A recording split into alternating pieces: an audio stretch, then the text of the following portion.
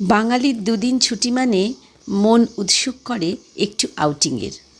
আর আউটিংয়ের প্রথম ডেস্টিনেশন হলো ঘন সবুজ ঝাউবনে ঘেরা দিগন্ত বিস্তৃত বালিয়াড়ি আর মাতাল করা নীল জলরাশি।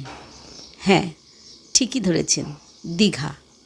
তবে দীঘা এখন আর শুধু পর্যটন কেন্দ্র নয়, তীর্থস্থানে পরিণত হয়েছে।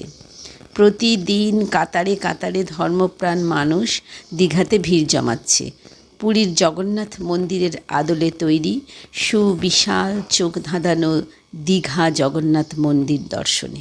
2022 সালের অক্ষয় তৃতীয়ার দিন এই মন্দিরের ভিত্তিপ্রস্তর স্থাপন হয়।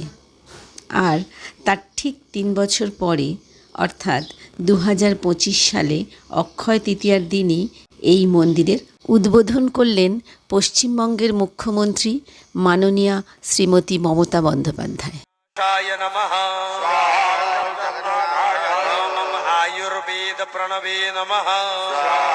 একেবারে পুরীর জগন্নাথ মন্দিরের আদলে তৈরি দীঘার জগন্নাথ মন্দির। 20 একর জায়গা জুড়ে 250 কোটি টাকা ব্যয়ে কলিঙ্গ স্থাপত্যের সঙ্গে মিলিয়ে নগর শৈলী রূপে এই মন্দির তৈরি করা হয়েছে পশ্চিমবঙ্গ সরকারের পৃষ্ঠপোষকতায় ও অর্থ আনুকূল্যে। এখন বলবো কিভাবে যাবেন এই মন্দিরে। কলকাতার বিভিন্ন জায়গা থেকে বাসে বা হাওড়া স্টেশন থেকে ট্রেনে দীঘা যাওয়ার কথা আর নতুন করে বলার দরকার নেই। দীঘা রেল স্টেশনে একেবারে লাগোয়া এই মন্দির। স্টেশনে দাঁড়িয়ে মন্দিরের চূড়া দেখা যায়। স্টেশনের মেন গেট থেকে বের হয়ে বাঁদিকে 150 থেকে 200 মিটার হাঁটলে এই মন্দিরের সামনে চলে আসবেন। স্টেশনের সামনে থেকে অটো বা টোটো ভাড়া করেও আসতে পারেন। মন্দিরের মূল ফটক থেকে প্রবেশের পর প্রথমে পড়বে দীপস্তম্ভ, বা সমুদ্রের দিক থেকে মন্দিরে প্রবেশ করলে দুপাশে পড়বে উজ্জয়িনীর হরসিদ্ধি দেবী মন্দিরের আদলে তৈরি দুপাশে 6টি মোট 12টি দীপজ্যোতি বা দীপস্তম্ভ। দীপস্তম্ভগুলির মাঝখান দিয়ে হেঁটে মন্দিরের সামনে চলে আসবেন। পুরীর মন্দিরের সামনে যেমন অরুণ স্তম্ভ আছে, যেটি কোনো এক সময় কোণারক মন্দির থেকে নিয়ে এসে স্থাপন করা হয়েছিল, ঠিক তেমনি দীঘার জগন্নাথ মন্দিরের সামনেও সেই একই রকম 33 ফুট 8 ইঞ্চি লম্বা ও 16 কোণা বা দিক বিশিষ্ট অরুণ স্তম্ভ বা সূর্য পিলার স্থাপন করা হয়েছে। পৌরাণিক ব্যাখ্যা অনুযায়ী বৈদিক যুগে সূর্য ও বিষ্ণুকে অভিন্ন মনে করা হতো, তাই বিষ্ণু জগন্নাথ মন্দিরের সামনে অরুণ স্তম্ভ স্থাপন করা হয়। অরুণ স্তম্ভের পরে একটু এগোলে পড়বে মূল মন্দিরের সিংহদুয়ার। পুরীর জগন্নাথ মন্দিরে যেমন 4টি দুয়ার, তেমনি দীঘার জগন্নাথ মন্দিরেও আছে 4টি দুয়ার। সিংহদুয়ারের ঠিক উল্টো দিকে আছে ব্যাঘ্র দুয়ার। যদি মন্দিরের দিকে মুখ করে দাঁড়াই তাহলে বাম দিকে আছে হস্তি দুয়ার আর ডান দিকে আছে অশ্ব দুয়ার। সিংহদুয়ার দিয়ে ঢোকার পর পড়বে পদ্মকুণ্ডু। এখানে জল আছে, সেই জলে পা ধুয়ে মূল মন্দিরে প্রবেশ করতে হবে। মূল মন্দিরটি রাজস্থানের বংশী পাহাড়ের গোলাপি বেলে পাথর দিয়ে সাজানো।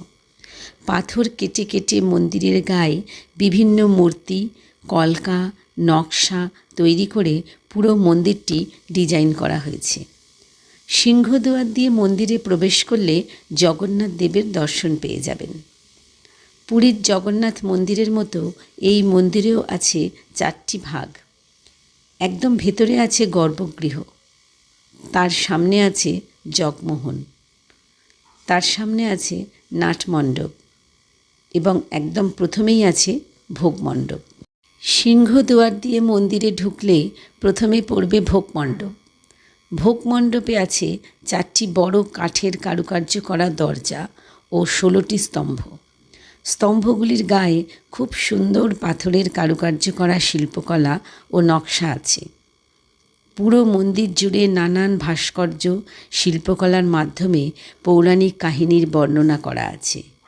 চারিদিকে LED লাইটে ভেতরটা একেবারে ঝলমল করছে।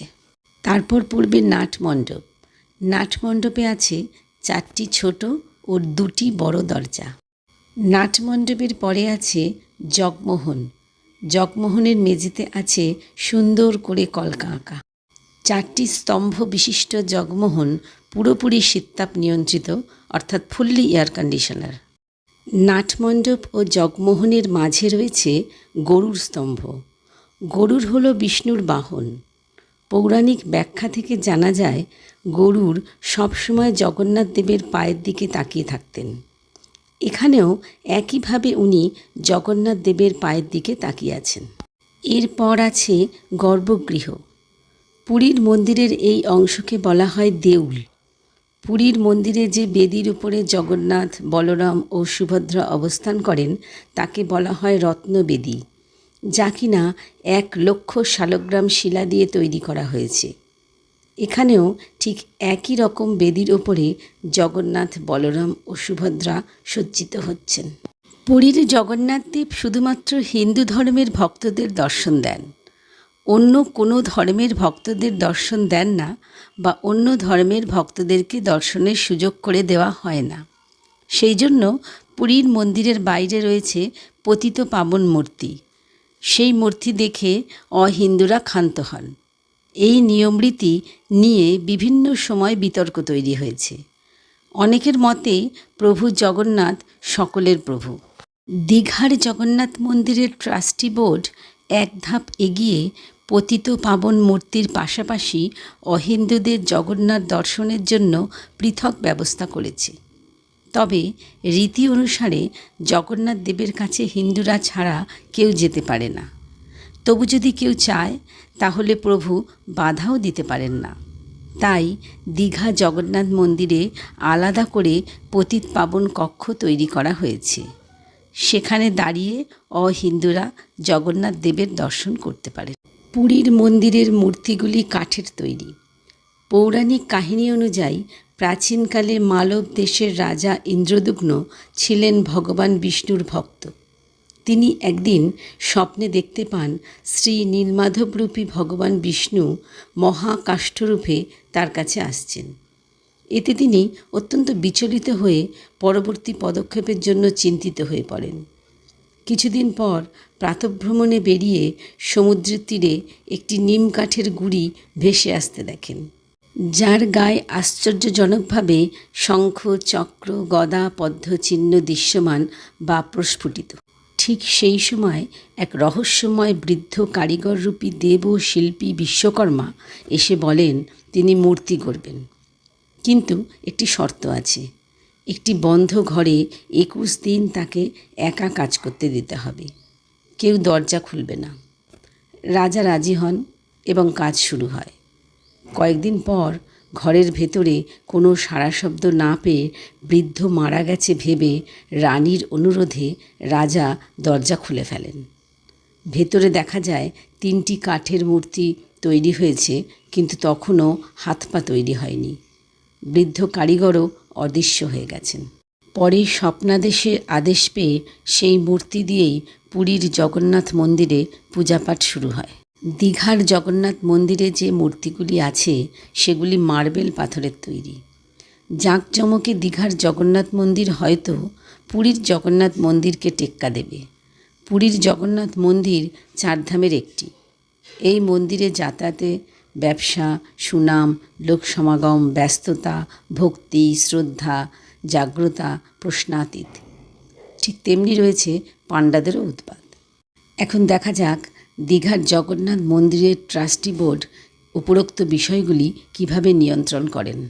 পুরীর জগন্নাথ দেবের মন্দিরের সামনে থেকে যেমন প্রতি বছর রথযাত্রা শুরু হয়, রথে চড়ে জগন্নাথ, বলরাম এবং সুভদ্রা মাসির বাড়ি যায়, এখানেও সেই একই রকম ব্যবস্থা করা হয়েছে। 3টি রথ বিভিন্ন ডিজাইনে খুব সুন্দর করে সাজিয়ে তোলা হয়েছে। আর 2 মাস পরেই রথযাত্রা। এখানেও সেই একইভাবে রথযাত্রার আয়োজন করা হবে। তার আয়োজন আগে থেকেই প্রস্তুত করে রাখা হয়েছে। দীঘার জগন্নাথ মন্দির শুধুমাত্র একটি ধর্মীয় স্থাপনা বা পূজার্চনার স্থান নয়, এটি বাংলার শান্তি, শৃঙ্খলা, ভক্তি, সাংস্কৃতিক সংহতি ও ঐতিহ্যের প্রতীক হিসাবে বিবেচিত হবে। এখানে এসে ভক্তরা শুধুমাত্র প্রার্থনা করে থেমে না গিয়ে বরং নিজের আত্মার সঙ্গে নিঃশব্দ সংলাপে লিপ্ত হতে পারে, যা মন্দির চৌহদ্দির বাইরে গিয়েও তার প্রভাব হৃদয়ে রয়ে যাবে সারা জীবন। তারপর বাকিটা বলবে আমার আপনার মতো সাধারণ জনগণ। যারা ইতিমধ্যে আমাদের চ্যানেলটি সাবস্ক্রাইব করেছেন তাদেরকে অসংখ্য ধন্যবাদ। আর যারা এখনও করে উঠতে পারেননি, আমাদের এই প্রতিবেদনটি ভালো লাগলে চ্যানেলটি লাইক, শেয়ার এবং সাবস্ক্রাইব করতে ভুলবেন না কিন্তু।